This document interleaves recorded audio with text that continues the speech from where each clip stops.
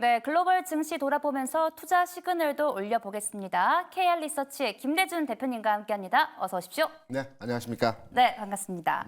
네, 매주 월요일과 금요일은 여러분들을 위해서 베스트 3를 꼽아보고 있습니다. 세세하게 분석하는 시간인데요. 저희 먼저 베스트 3, 세 번째 주제부터 만나볼게요. 3위로 꼽아주신 주제는 FOMC 회의보다 중요한 BOJ 통화정책 회의입니다.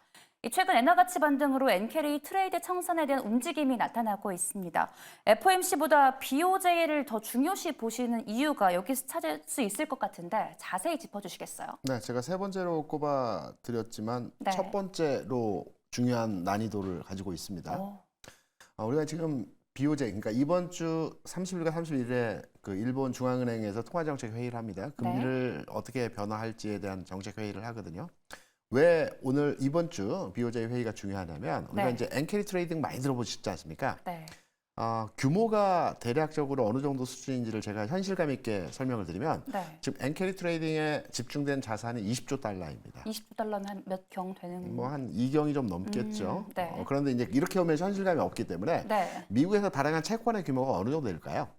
어느 정도 됩니까? 24조 달러입니다. 24조, 비슷한 규모의. 그렇죠. 어마어마하다라고 볼 수가 있겠죠. 네. 거기에 하나 더 제가 조금 예전 얘기를 한번 보겠습니다. 지금 엔캐리 트레이딩은 이제 네. 안전자산이라고 볼 수 있는 일본 엔화로 자산을 이동시켜서 여기에서 미 장기 채권을 사는 형태로의 그 금리 차를 이용한 수익률을 무이험 수익을 아비트리지 거래를 통해서 가져가는 형태에서의 운용 방식이거든요. 네. 이쪽에 이제 개인 투자자도 집중화되고 있지만 기관 투자자들 자산들도 엄청나게 몰리고 있어요. 시간을 조금 되돌려가지고 2007년, 6년 이때에도 캐리 트레이딩이 굉장히 활성화됐었습니다. 이때 안전자산과 대상 타켓 금리는 네. 호주 금리였습니다. 이 당시에 그 엔캐리 트레이딩이 그 확장되면서 호주 금리가 그 당시에 5% 수준에서의 많이 높았군요. 굉장히 높았어요. 왜냐하면 2000년 초반부터 세계 경기가 활성화되면서 호주는 원자재 생산 국가이지 않습니까? 인플레이션이 작동했고 여기에 대해서 금리가 높은 금리를 유지를 계속했었습니다. 그래서 엔화로 바꿔서 호주 금리로 매매하는, 운용하는 이런 형태의 캐리 트레이딩이 운용이 됐었거든요.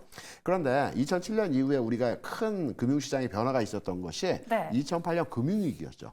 이 금융위기가 일어난 근본적인 요인이 캐리 트레이딩에 집중화된 자산이 빠져나가는 과정에서 버블 자산에 대한 터치를 했고 여기에 가장 약한 서프라임 모기지가 파산하면서 그 운용이 이제 환매가 되면서 리먼이 파산했죠. 그리고 그렇죠. 금융 위기가 왔던 겁니다.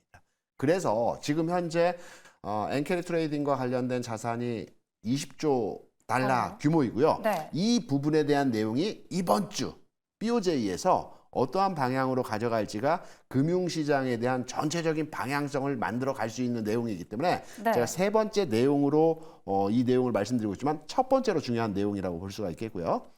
일단 방향성과 흐름에 대해서 제가 간략한 가격 지수 형태에서의 상황을 말씀을 드리면 최근 엔화가 162엔 근처까지 터치를 했죠. 네, 그러고 나서 급격하게 152엔까지 내려왔어요. 그리고 지금 153엔 하고 있거든요. 주식시장의 긍정적인 엔화의 변동 상황에서의 흐름은 150엔과 160엔 내만 있으면 주식시장과 금융시장에 대해서 상당히 긍정적으로 운용될 수 있는 가격 변화에서의 흐름입니다.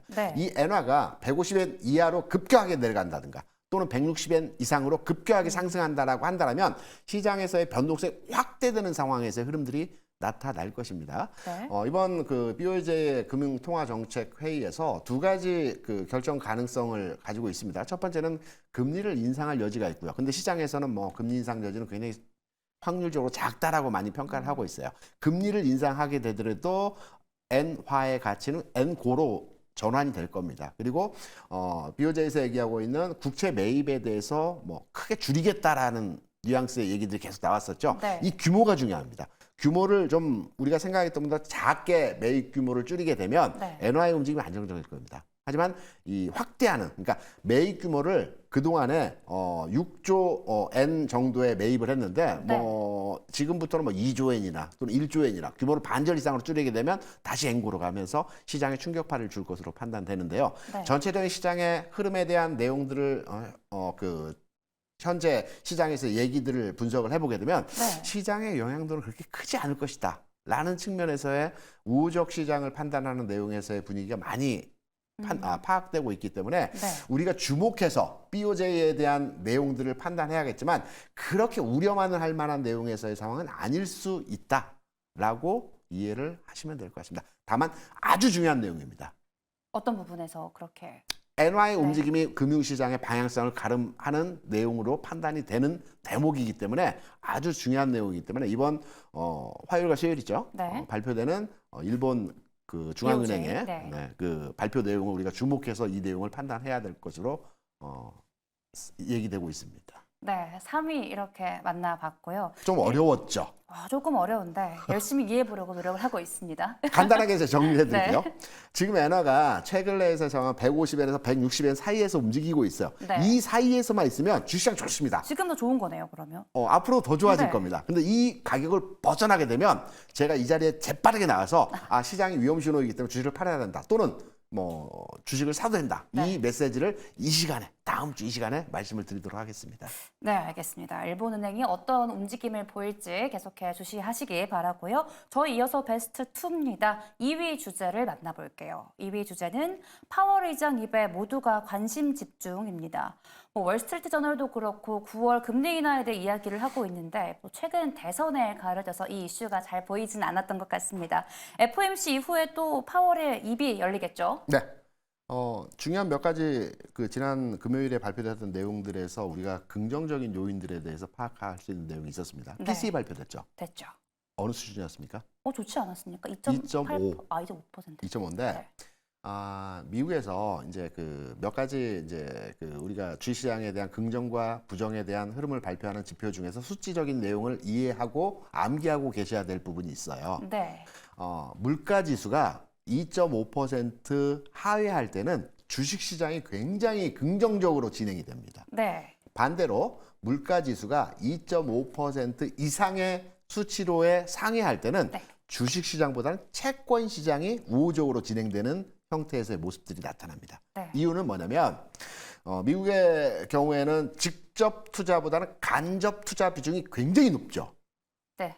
주로 이제 다른 대체 그 투자를 통해서 간접 투자를 많이 하는데 대부분의 투자 상품은 이제 안전자산 위주의 투자를 하고 있기 때문에 대표적인 안전자산이라고 볼 수 있는 S&P 배당 지수 펀드에 대부분의 자금을 투자하게 되어 있습니다. 네. 그런데 S&P 배당 지수 펀드의 수익률이 대략적으로 2.5%에서 3% 사이에서 왔다 갔다 합니다. 그러면 우리가 이제 금리와 물가를 놓고 연동해서 판단을 하게 됩니다. 네. 그럼 물가가 뭐 2.5% 또는 3% 이상의 흐름을 보여주게 되면 네. 돈 자체가 주식시장에, 그러니까 S&P 500 지수 배당 펀드에 있던 돈들이 채권 시장으로 넘어가게 되어 있습니다. 반대로 3% 이하로 물가와 금리가 내려가게 되면 네. 채권 시장에 가 있던 돈들이 네. 주식 시장으로 옮겨오게 되어 있습니다. 그래서 2.5%의 숫자는 굉장히 중요한 의미를 내포하고 있기 때문에 지난 금요일에 발표됐던 PCE 2.5% 수준에서의 내용은 파월 의장의 입장에서도 그간에 계속해서 우리는 데이터를 보고 결정하겠다. 데이터를 보고 결정하겠다라고 얘기했었는데 데이터가 나왔습니다. 그렇죠. 확실한 데이터가 나왔습니다. GDP도 잘 나왔잖아요. GDP도 네. 지난 분기에 1.4% 성장을 했다가 이번에 2% 이상을 성장을 했어요. 그러니까 네. 무슨 의미냐면 파월 의장 입장에서는 데이터 잘 나왔고요. 경제 상황도 우려할 만한 상황은 아니고요. 여기 세 번째 내용이 있죠. 네. 실업률이죠. 실업률이죠. 네. 미국은 고용과 물가를 안정적으로 유지하는 게 정책의 최대 과제입니다. 실업률 같은 경우는 지난 발표에 4.1% 수준에서 실업률이 나왔죠. 네. 우리가 완전 고용률이라고 한다면 3.5% 고용률을 완전 고용률입니다. 자발적 실업자를 제외하고 모두가 고용된 상태입니다. 네. 모두가 고용되면 어떤 단점이 있을까요? 모두 어떤 단점이 있습니까? 사람을 구하기가 어렵기 때문에 급여를 많이 줘야 됩니다. 임금 상승이 일어납니다. 네. 임금 상승이 일어나면 물가가 올라갑니다. 그럼 금리를 올릴 수밖에 없습니다. 네, 어느 정도의 실업률이 유지가 되어야 되는 부분이죠. 그렇죠. 적정 실업률이 유지가 되어야 되는데 네. 팬데믹 이전 단계에서 실업률 상황이 어느 정도 수준이었냐면 4에서 5% 사이에서 왔다 갔다 했습니다. 네. 그래서 경제 상황의 가장 우호적인 상황에서의 실업률은 4에서 5% 내에서 등락을 보일 때가 가장 경제 상황의 우호적인 실업률의 상황이거든요. 그럼 제가 앞서 말씀드린 내용, PC 네. 2.5% 네. 내려왔죠. 네. 돈이 채권 시장에서 주시장으로 넘어오는 과정에서의 길목에 서 있습니다. 네. 두 번째, GDP. 2.8 나왔습니다. 네. 성장률 자체도 그동안 뭐 경기 우려가 있다 여러 가지 얘기를 했었는데 네. 물가 수준 대비해서 미국의 경기가 좋아지고 있어요. 네. 1분기 대비해서 2분기 좋아지고 있고요. 앞으로도 전체적인 흐름이 긍정적으로 진행되는 물가 수준, 그 GDP 상황에서 흐름들이 나타나고 있어요. 네. 그리고 세 번째, 고용도 좋아지고 있습니다. 안정적 고용이 유지되고. 그러면 파월 입장에서는 네. 모든 게 다 충족이 됐어요. 그러면 우리가 이제 이번 주에 발표되는 파월 의장의 메시지가 중요하지 않겠습니까? 그렇죠. 어떠한 그 기자회견에서 다음 9월에 어떤 메시지를 주면서 금리 인하에 대한 뉘앙스를 전파할지가 중요하다고 볼 수 있는데 제가 판단한 이 세 가지 주안점의 내용을 해석을 해보게 되면 파월 의장은 당연시 기자회견에서 9월에는 금리 인상을 강하게 할 수도 있을 것 같다. 네. 라는 메시지가 나오지 않을까 이렇게 판단되는 대목이기 때문에 파월 의장의 입을 판단했을 때 이미 데이터적 측면에서 수치적 측면에서 흐름의 측면에서는 금리 인하를 할 수 있는 분위기가 만들어졌다라는 측면에서의 전체적인 분위기를 형성하고 있다라고 지금 데이터가 말해주고 있습니다. 그렇게 연준이 외치던 데이터를 보고 가겠다 하지 네. 않았습니까? 근데 뭐 PC도 잘 나왔고 GDP도 그렇고 실업률도 그렇고 소프트 랜딩에 대한 힘을 계속해 실어주고 있는 것 같습니다. 이어서 저희 1위 베스트 1 주제를 살펴보도록 하겠습니다. M7 실적 발표 금주 집중인데요. 이번 주 빅테크 대장주 M7 종목들의 실적 발표를 앞두고 투자자들의 관심이 정말 고조가 되고 있습니다. 근데 요즘에 어닝 서프라이즈가 나와도 가이던스나 세부 데이터에 기민하게 반응하는 시장이기 때문에 변동성은 좀 커질 것 같은데 여기서 투자 포인트는 어떻게 잡아보면 좋을까요? 애플을 보시면 됩니다. 애플이요. 네. 이유는요? 애플이 8월 1일에 잠정 실적을 발표하죠. 네. 그리고 8월 9일 정도에 세부 실적을 아마 발표하는 걸로 알고 있습니다. 네. 우리가 이제 주식 투자를 하면서 지난 과거 기억을 많이 하셔야 됩니다. 지난 과거를 다 자주 잃어버리시는 경우, 네. 복기를 하셔야 되는데 네. 잃어버린 경우가 많으신데 우리가 지난 분기, 1분기 애플 실적 발표했을 때 어떤 시장에서의 흐름이 있었는지 또 그 전에 어떤 시장에서의 모습이 진행이 되었는지 혹시 기억하십니까? 하락했던 것 같은데요, 지난 분기에도 이번 분기가 똑같습니다. 투자자들의 눈높이가 높아졌고요. 네. 높아진 눈높이에 의해서 시장에서 어느 정도 수준에서 상향화가 된 지표가 발표가 되더라도 시장에서의 반응은 냉담했습니다. 네. 대부분의 M7 종목들의 실적이 대부분 발표되고 그랬어요. 나서 주가 하락을 했어요. 네. 그런데 이 반전 포인트가 마련된 계기가 있었습니다. 제 기억으로는 아마 이게 5월 1일, 5월 2일 이쯤에 애플 실적을 발표를 했는데요. 네. 이때 애플 실적이 우리가 예상했던 수준만큼에서의 실적치를 발표를 했어요. 그런데 애플이 가이던스와 앞으로 우리가 어떻게 회사에 대한 정책적인 방향과 비전을 제시하겠다라고 얘기를 해서 애플의 주가가 장중 9%까지 상승을 했어요. 오. 물론 퍼센테이지 측면에서 7% 상승 마감을 아마 끝난 것으로 제가 기억을 하는데요. 네. 애플의 주가가 지난 5월 초에 이러한 실적 발표 이후에 시장의 터닝 포인트를 만들어줬어요.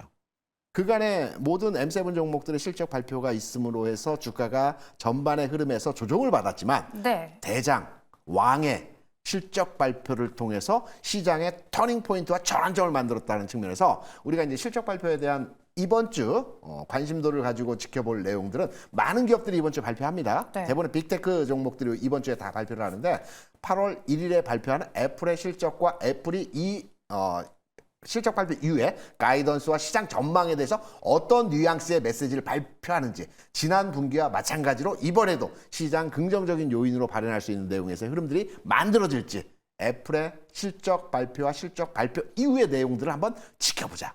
이게 세 번째. 이번 주 우리가 1위. 중요하게 네. 1위는 엔화고요. 네. 1위가 엔화입니까? 네, 1위가 엔화라고 저는 생각을 합니다. 가장 중요합니다. 네. 엔화의 그 BOJ의 발표에 대한 내용들을 확인하는 게 첫 번째로 중요하고요. 네. 두 번째는 파월의 입. 입. 두 번째고 세 번째는 애플의 주가 실적 발표 이후에 전반의 흐름에 대한 내용들. 네. 이 세 가지를 이번 주 상황에서 체크해야 될 아주 중요한 포인트에서의 내용들이다. 알겠습니다. 이번 주에 뭐 빅테크 M7 종목들의 실적들이 대거 발표가 되기 때문에 대표님은 어닝콜이라든지 가이던스에 대한 세부적인 내용을 좀 짚고 가보자라고 하시지 않았습니까? 네네. 그럼 만약에 여기서 주가의 좀 변동성으로 떨어진다면 네. 좋은 실적에도 불구하고 뭐 가이던스나 어떤 시장의 실망감으로 매물 출회가 나온다면 네. 그때는 좀 약간 매수하는 시점을 뒤로 미뤄야 될까요?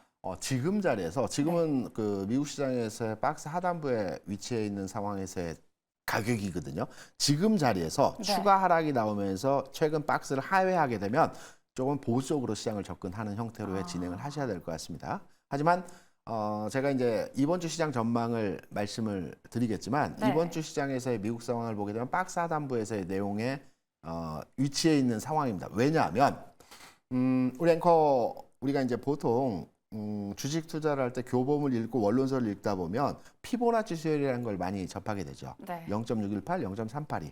우리가 모든 그 사용 공간의 물건이나 그 공간의 가장 효율적이고 안정적인 그 비율이 61.8% 대 31.8%. 그러니까 0.618 대 38.2%가 가장 안정적이랍니다. 우리가 보는 네. 이 PC 노트북? 노트북의 네. 모니터도 618 대 382고요. 우리가 봤을 때는 신용카드도 618 대 382입니다. 그래서 가장 안정적인 구조에서의 비율이라고 그래요. 네. 그래서 주가가 조정받을 때도 38.2%를 조정받게 되면 가장 안정적인 저점 구간에서의 조정의 하단 폭이라고 우리가 보통 얘기를 많이 합니다.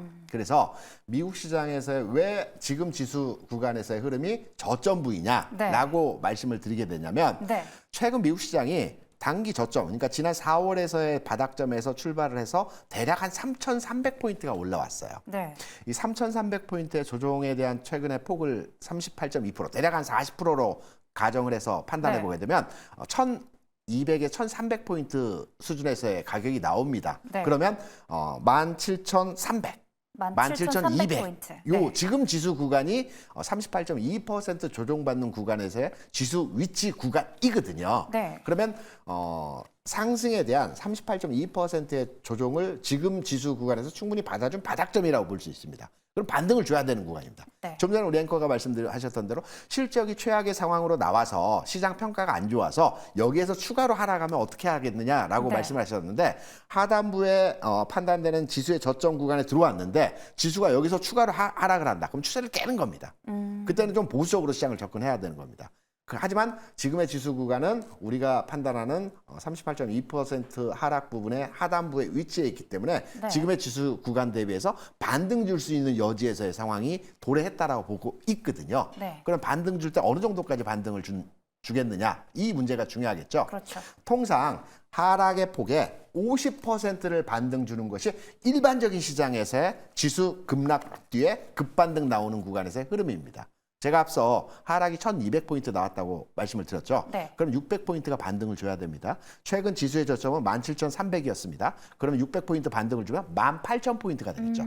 그래서 미국 시장 기준으로 해서 나스닥 지수를 환산해 보게 되면 18,000포인트 수준까지의 반등 시점에서의 흐름들은 진행이 될 것 같다라는 측면으로서의 예상이 되고 있고요. 우리가 이제 주식을 투자하면서 그럼 언제 사느냐? 네. 이게 가장 중요하죠. 그렇죠. 지금 살까요? 아니면 18,000까지 움직임이 진행되기 때문에 18,000 중간 단계 살까요? 라고 문의를 하신다면 저는 이렇게 대답을 해드릴 겁니다. 통상적으로 어떤 시장이 움직이다가 어떤 여러 이슈에서 주가 하락을 할 때 있습니다. 급락할 때 있어요. 그러면 우리가 급락 이후에 급반등이 나옵니다. 통상적으로. N자, V자죠. V자. 급락, 급등, 완만한 기간 조정을 거칩니다. 네. 그리고 상승 턴하거든요. 이 상승 턴할 때 주식을 사는 겁니다. 두 번째 바닥이라고도 많이 얘기를 하죠. 네. 그러면 시기적과 지수적 측면에서 흐름을 보게 되면 이번 주 아니고요. 다음 주 초 정도의 상승 턴하는 지점에서의 흐름이 나오는 자리입니다. 네. 그래서 주식을 매수하고자 하는 시점에서의 기간차의 진행 시점을 판단한다라면 이번 주는 여러 가지 이벤트와 여러 가지 시장에 영향을 줄 만한 내용에서의 흐름들이 발표되는 시점이기 때문에 네. 이번 주는 그냥 보내시기 바랍니다. 아, 이번 주는 약간 관망세로. 그렇죠. 네. 보유 종목을 매도할 필요는 없습니다. 가지고 가시면서 이번 주는 그냥 관망세로에 지켜보는 장이 된다라는 측면으로 이해하시면 될 것 같고요. 매수를 한다면 네. 급락 나오고 급등 나오고 그리고 완만한 기간 조정 다음에 다음 주 상승으로 전환할 때 네. 이때 따라가면서 매수를 하면 아주 안전하게 진입할 수 있는 내용에서의 흐름입니다. 지난주에도 들었던 이야기인 것 같습니다. 네, 그래서 급락 나오고 급등 나오고 완만한 기간 조정 다음에 상승 턴할 때. 맞습니다. 그래서 이 룰은 어느 시점에서나 흐름이 적용된다라고 보고 있고요. 네. 제가 오늘은 시장에 대한 흐름을 말씀드렸는데 엔화에 대한 좀 어려운 얘기들 네. 그리고 지수적 관점에서의 흐름을 판단해드리면서 38.2%의 가격 차를 말씀드리면서 이것도 좀 어려운 얘기들 많이 말씀을 드렸는데요. 총평해서 전체적인 흐름에 대한 내용을 판단해서 설명을 드리자면 네. 이번 주는 굉장히 중요한 내용에서의 흐름들의 지표들 또는 이슈들 발표되는 내용들이 많이 있습니다. 그중에서 특히나 엔화에 대한 방향성의 문제가 가장 중요한 내용에서의 흐름이고요. 네. 이 부분은 어떠한 내가 주식 투자하지 않더라도 어떠한 발표로 진행이 되고 이 부분이 엔화의 움직임에 대해서 어떻게 영향을 주고 네. 이게 원달러에 영향을 주고 주식시장에 영향을 주는 지에 대해서도 내가 시장을 참여하고 공부하고 판단하는 내용으로 확인한다는 차원에서 네. 이 부분을 체크해 보시기 바라고요. 네. 그리고 파월 의장의 메시지는 제가 여러 가지 세 가지 부분에 대한 내용들을 말씀을 드렸죠. 긍정적으로 분명한 뉘앙스의 메시지가 나올 것 같다. 네. 이 부분이 또 맞는지 확인해 보시기 바라고요. 그다음 애플 주가 우리가 계속 주식을 투자하면서 과거의 주가가 이러했는데 미래의 주가도 이러할 것이다라는 측면으로서 해석을 합니다. 지난 1분기 실적에서도 애플이 시장 주도권을 가지고 시장의 반전 포인트를 만들어냈기 때문에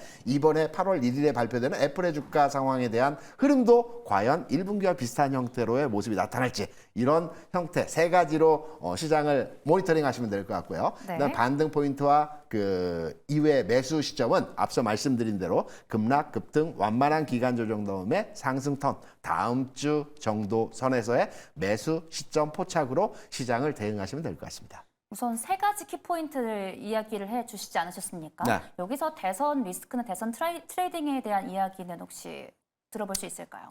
제가 이제 2000년 이후에 미국 대선이 6차례 있었는데요. 이 6차례 미국 대선 이후에 주가 지수 시장에서의 상황을 보면 네. 6번 다 긍정적이었어요. 물론 대선 전에는 시장 상황의 영향에 따라서 왔다 갔다 하는 경우들이 많이 있었지만 2000년 이후에 6번의 대선 모두 다 대선 이후에는 신정부에 대한 기대감, 정책에 대한 기대감으로 주시장이 좋았다라는 점을 판단해 보게 된다면 네. 11월 대선이 있죠. 네. 중간 단계에서 이번 8월과 9월장 그리고 10월장까지 흐름이 진행되겠지만 네. 이 과정에서 어느 정도의 주가의 상황에서 조정을 받은 여지에서의 상황이 나타난다 하더라도 네. 11월 이후에는 시장 상황에 대해서 과거 흐름에 대해서 통계적 자료를 근간으로 해서 미래의 주가를 판단해 보게 된다면 네. 이번 11월 이후에는 주가가 좋아질 것이다 라는 측면으로 접근해 볼 수 있기 때문에 네. 긍정적으로 보고 있습니다. 네. 과거 흐름을 복귀해 본다면 대선 이후 11월 전에는 변동성이 있을 수 있겠지만 그 이후에는 추가 상승 여력이 충분하다라고 정리를 해주셨습니다. 오늘은 여기서 보내드리겠습니다. 지금까지 KR 리서치의 김대준 대표님과 함께했습니다. 고맙습니다.